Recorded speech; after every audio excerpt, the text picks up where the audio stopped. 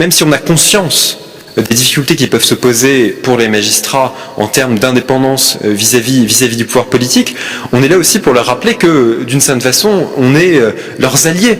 dans le combat qui doit se poser pour l'universalité des droits, et cette universalité des droits qui comprend évidemment les droits de la défense, avec ce regard international, ce regard de la communauté internationale sur ce qui va se passer non seulement demain concernant le procès de Mahaty Mongibe, mais plus généralement concernant les poursuites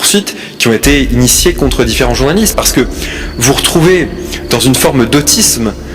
du régime marocain aujourd'hui, parce que vous avez des alertes à répétition, non seulement d'un certain nombre d'observateurs dont nous faisons partie, mais aussi d'organisations de défense des droits de l'homme qui pointent les dérives et qui pointent aujourd'hui les intimidations qui peuvent être exercées par le régime. Et pour l'instant, on a l'impression qu'il n'y a pas de machine arrière. Et on ne comprend pas les raisons pour lesquelles ce gouvernement n'accepte pas de faire machine arrière en dépit de la pression qui est exercée. Et nous le disons aujourd'hui avec force, plus ces poursuites devront perdurer et moins elles seront abandonnées, et bien plus nous poursuivrons le combat que nous menons aujourd'hui, et plus nous porterons aussi ces dossiers devant les juridictions internationales pour que la reconnaissance des manquements et la reconnaissance de la violation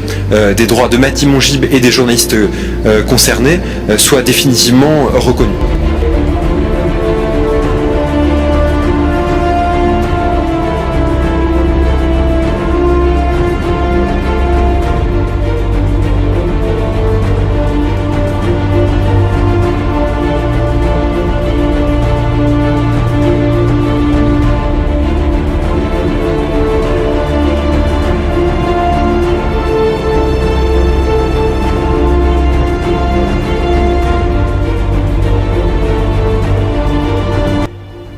Double objet à ce déplacement. Le premier objet qui est un objet un peu immédiat,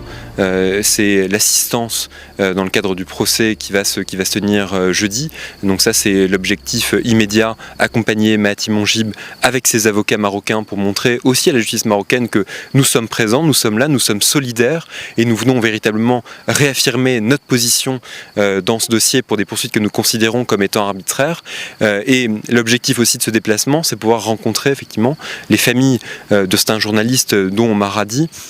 qui eux aussi font l'objet de poursuites, et on sait évidemment les différentes pressions d'ailleurs qui peuvent être exercées un peu partout à travers le monde sur la presse lorsqu'elle tente d'être indépendante, aussi face à des régimes qui ont tendance à tomber dans un autoritarisme de plus en plus fort. Et de ce point de vue, je pense que non seulement la crise contre le terrorisme ou la crise sanitaire ont accéléré ce mouvement d'autorité d'un certain nombre d'États, et de ce point de vue, le Maroc ne fait pas exception. C'est-à-dire qu'il est basculé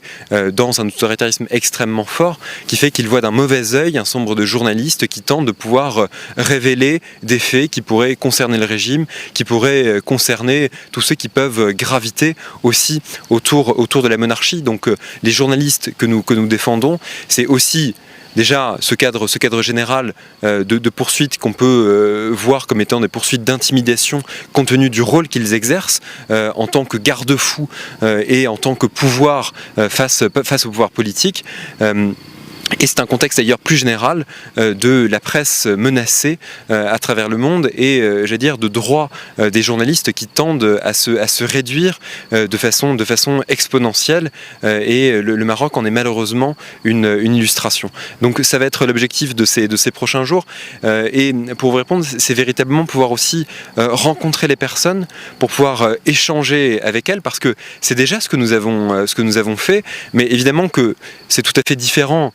d'être à distance et de le faire par téléphone plutôt que de pouvoir rencontrer les personnes, rencontrer leurs familles, pour que les choses deviennent aussi extrêmement concrètes aussi pour nous, qu'on se rende compte de leurs conditions de vie, qu'on se rende compte de leurs conditions de travail. Et je pense notamment à Mahaty Mongibe qui rencontre aujourd'hui d'énormes difficultés pour pouvoir travailler compte tenu de la pression judiciaire qui est exercée sur lui, compte tenu aussi de la difficulté qu'il peut avoir tout simplement à gagner sa vie comme devrait pouvoir le faire n'importe quelle personne. Et c'est cette réalité concrète que nous sommes venus aussi observer, au-delà des aspects que nous connaissons, qui sont des aspects qui touchent à la procédure et qui touchent aux droits avec lesquels nous sommes déjà familiers. Et encore une fois, je vous dis aussi touche optimisme, parce que on n'a pas non plus même si on a conscience des difficultés qui peuvent se poser pour les magistrats en termes d'indépendance vis-à-vis du pouvoir politique, on est là aussi pour leur rappeler que, d'une certaine façon, on est leurs alliés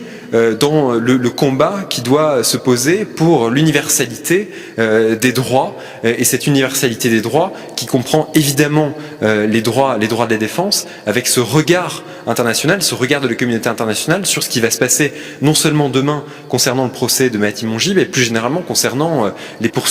qui ont été initiées contre différents journalistes. Parce que vous retrouvez dans une forme d'autisme